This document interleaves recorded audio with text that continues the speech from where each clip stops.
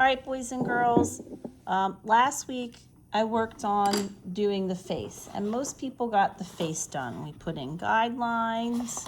You might want to go back and think about where your eyes go. A lot of people made their eyes super tiny. Your eyes take up like a third of your face. So if you want to go back and put in the extra guidelines, this is the center line. This line here is between the center and the side of your head. That's the center of your pupil. Same thing over here. That's the center of your pupil. Your nose is in the middle. Your eyes. So here's one eye. Here is the space between the two eyes is one eye's width, and then there's another eye. If you do your eyes too small, your face is not going to look in proportion. If you do them too big, they won't look in proportion. So you might, before you start doing anything in marker, go back, erase, and fix it. Lips actually line up with the end of your lips actually should line up about with your pupils. Some people's lips are thicker and some people have thinner lips, but your mouth is basically the same size. Ears, and your eyes are in the center of your head. Most of your head is covered with hair, which is where we're going to go today. So one of the things I was looking at was how to do braids. It's something I'm not good at, so I decided I'm going to look it up online. So I watched somebody do it. Now this is the area covered with hair, generally speaking. So your hair grows out of this portion of your head. You do not have hair on your forehead except for your eyebrows. It's up a bit higher. This is the top of your head going to the back. I would say about 2/3 of your head is covered with hair. Good portion of your head's covered with hair.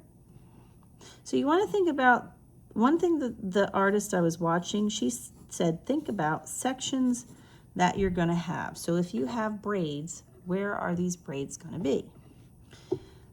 Perhaps if they're thicker braids, like box braids, you're going to think about, well, maybe there's a set of braid coming out here, and you're going to draw the line.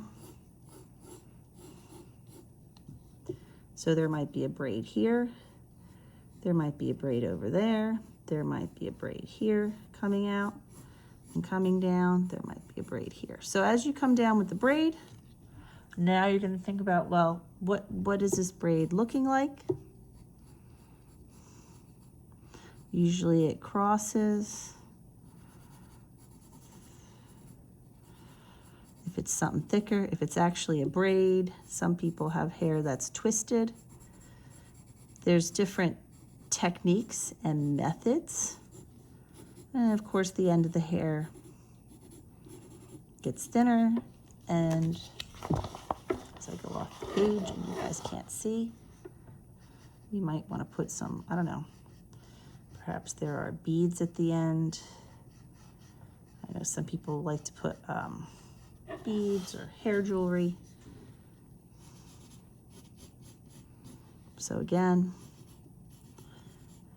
hair is not the easiest thing, and it depends on how someone has their hair styled. So maybe there's more hair going in the back. Perhaps there's hair coming down.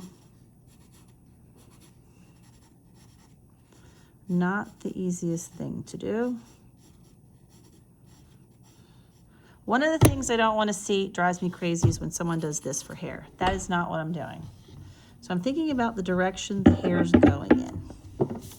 And I'm trying to use a different pencil that's a bit darker, but eventually this is going to get erased. So maybe there's another braid going to the back.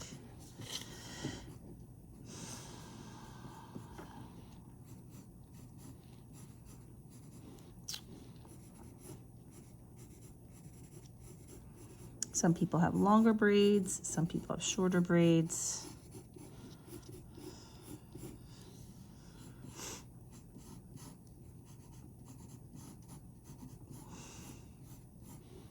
Braids have a texture to them.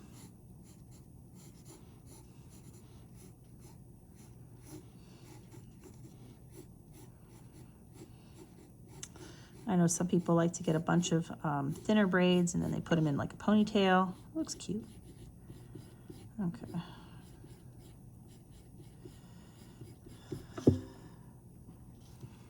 Maybe she has a braid that comes in the front.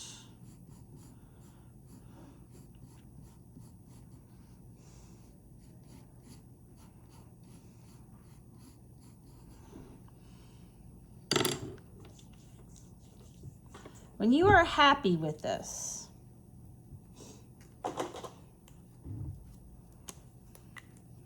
you can then go ahead and start thinking about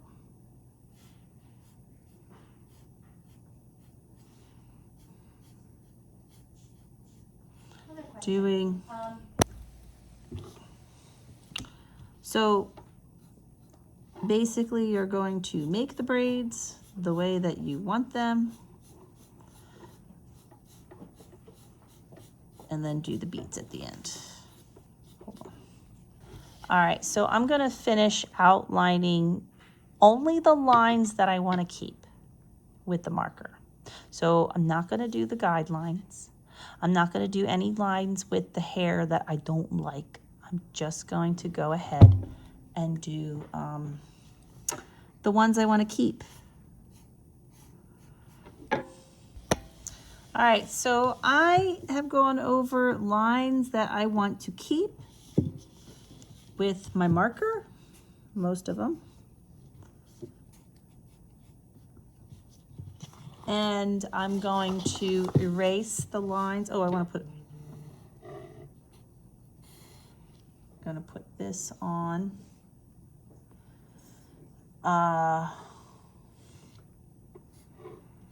Put a shirt on this person. There we go. So she has clothes on. And I'm gonna go ahead and erase any lines that I don't want. Now notice that the first thing that's going to go is going to be my guidelines because I don't need them anymore. My nose is in the spot that I want it to be in.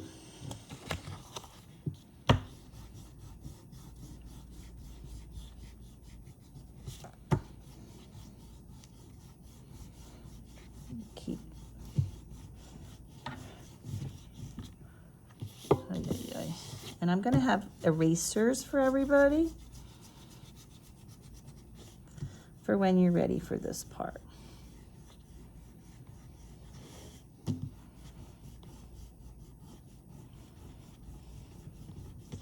So you boys and girls need to do your whole thing. You're gonna outline your face. See, once I erase the guidelines, they are now gone. It's actually kind of nice. It's a nice portrait. So you could see this person has thicker braids and in their hair. You could make smaller braids and you could make more of them depending on what hairstyle you want to give yourself. Now, you might have somebody who is a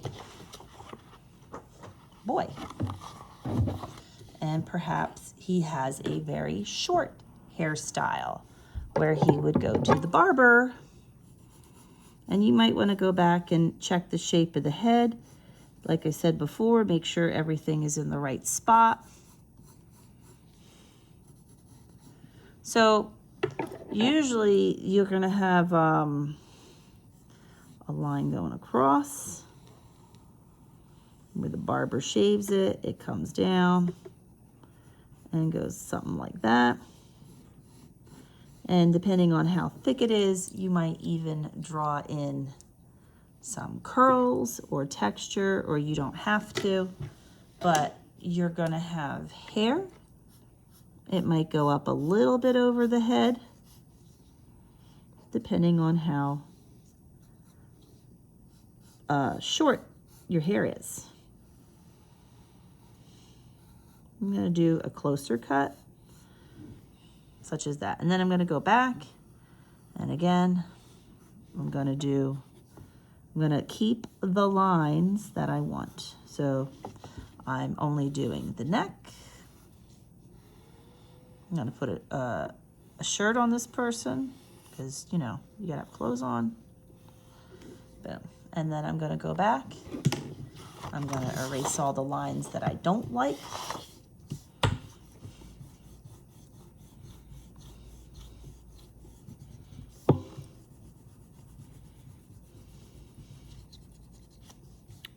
Think about doing sections of hair too. That would work out well because we're gonna add some designs and some patterns.